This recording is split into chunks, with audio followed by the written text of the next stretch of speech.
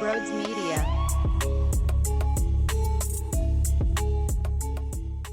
Let's talk about what Danny Briere did tonight. I like Porter Martone at 6. I think he's going to be a tremendous winger. I like his build. When you are compared to the Tkachuk brothers as a power forward, you can sign me up to go down that path. This is where it's sticky for me, though. James Higgins was right there for you. I like him more. The way my board was at the time the Flyers were taking their first selection was James Higgins 1, Porter Martone 2. So I like Martone. If Nashville at 5 didn't take Brady Martin and instead they took Higgins, then we'd be receiving the same player and I would probably feel differently about it. I'd feel more in love with it. I really like Porter Martone. I think he's going to be a very helpful piece as a top 6 forward. And I don't really care that he's a winger. I said this before the draft. It won't scare me to take a winger if he's the best there. Bobby Brink, Owen Tippett, that type of stuff, it's not good enough for me to shy away from taking who I believe can be significantly better than them. It won't stop me. It would be foolish if Bobby Brink, Owen Tippett, I'm just naming wingers, but you get my point. This team isn't good enough, and they have so much depth, and they got so many phenomenal pieces that you now have to pivot away from taking the best guy available if he's a winger. But think about the key phrase, the best player available. I don't think he was. I like James Higgins a lot. And for some reason, he's getting knocked because, one, he's 5'11", which is foolish, and shame on you, Danny Briere, if that's why you went in a different direction. And 2, because he had a point per game at Boston College last year. As if that's a bad thing. Let me give you some insight. The late, great Johnny Gaudreau, 44 games, 44 points at Boston College, his freshman campaign. Higgins, 37-37. I love the NCAA route way more than major juniors. I think there's a lot of Bush League crap in the OHL, in the Q. Now, there's some great talent, too. Don't get me wrong. I think the game on a night-to-night level at the NCAA level is just way better for development. It's more, I don't know what the right word is, but I just think it puts players in better positions to elevate themselves on a game-by-game basis. The style of play, the flow of the games, I like it a lot more. And I value it a lot more. And I think it's better for the kids as you watch them expand their game and you watch them play against, these 24-year-old men, these 23-year-old men that play a strong physical game. You're going on the road to face Penn State in their building. I just look at that a lot differently than you're playing the Saginaw Spirit or you're playing Mississauga. Just how I feel. So I like Porter Martone, 98 points in Brampton. He's got a background with Team Canada, and that's going to continue. I'm going to keep my eyes glued on his progression, and I think very highly of him. And I do like his frame, and I do like his skill set. And I think he's going to help whenever he is on the big club, whenever that is.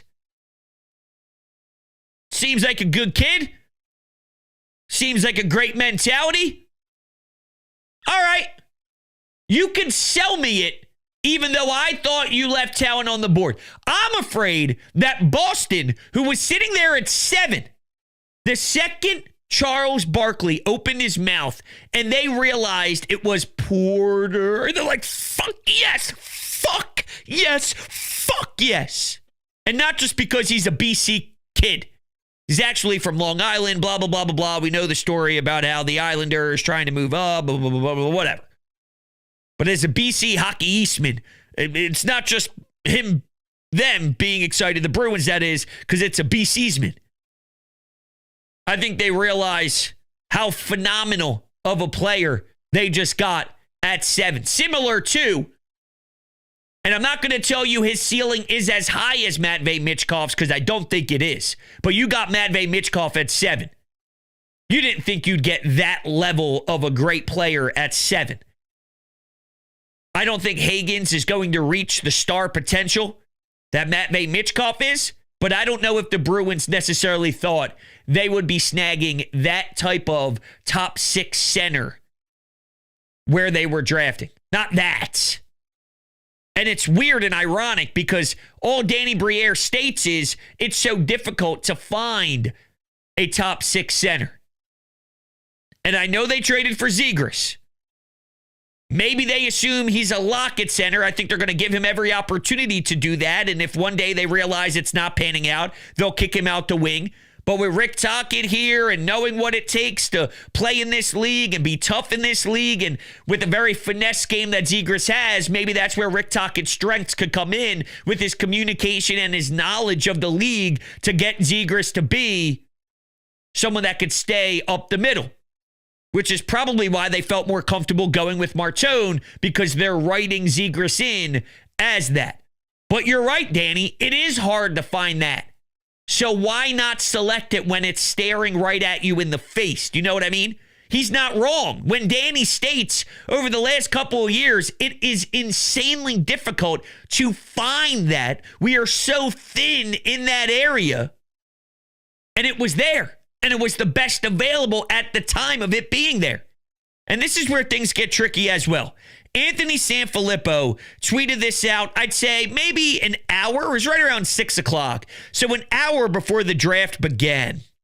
And it states here, hearing the Flyers have had some spirited discussion in the war room over the last 24 hours or so. A name they will now think about if he's there at pick 6 is Porter Martone.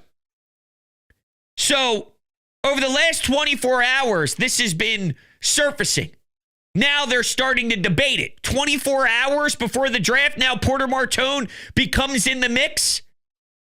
And you're allowing the last 24 hours to sway you so much that now you're getting off your path? What changed in the last 24 hours? Well, Zegras changed, but it's so hard to find what you're looking for in even Zegras. If that's there, then you take that over a Porter Martone. So we'll move on to what they did after number 6. But just to tie a bow on this, what I want you to do as you hear me talk through this and bounce all around, I like the player a lot. I'm a fan of the player, not angry about the player, excited for the player, high hopes for the player, 2 thumbs up on the player, excited for the player. Don't know if I necessarily love how they got to the player. Should that matter? Yes and no. What was available?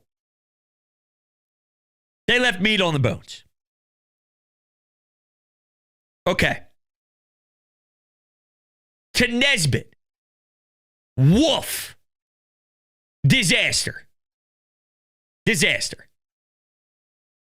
So this is now 2 years in a row where they're drafting someone who the experts claim, and the experts can be very wrong, we've seen it happen before, that it's sort of a 3C type of guy. I'm actually way more optimistic on Jet Luchenko than I am Nesbitt. 6'5". So they went 6'5", 6'3", 2 power forwards.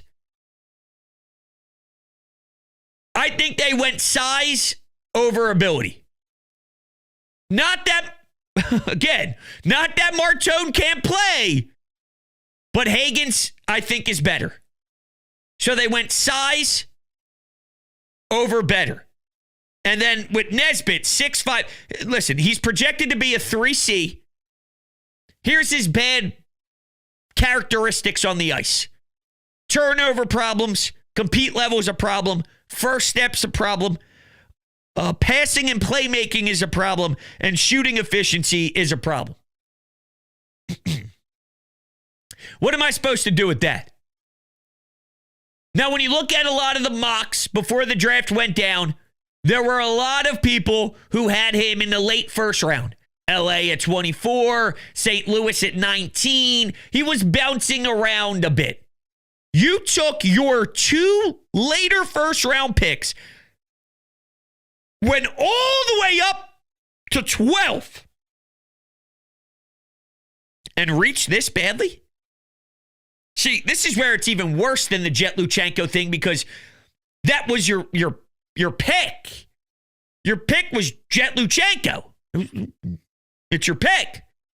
This one, you're shooting up and utilizing other assets to get him. There's 2 ways to look at this. They figured out who their guy was, and they said, we're going to get our guy. The problem is, it didn't seem like anybody else thought he was the guy. And no one thought last year that Jet Luchenko was the guy. So it's back-to-back years under Danny Briere where they're the ones that are the outliers. Either Danny Briere is a flat-out genius, and this scouting department is absolutely A+ and phenomenal, while everybody else's are a bunch of nobodies and bad talent evaluators or whatever it is. But I don't like when you are so out to lunch compared to everyone. 12? 12. Bro, people thought you could get him at 22. People thought you could get him later on. Same applied with Jet Luchenko. Ooh, I don't get it.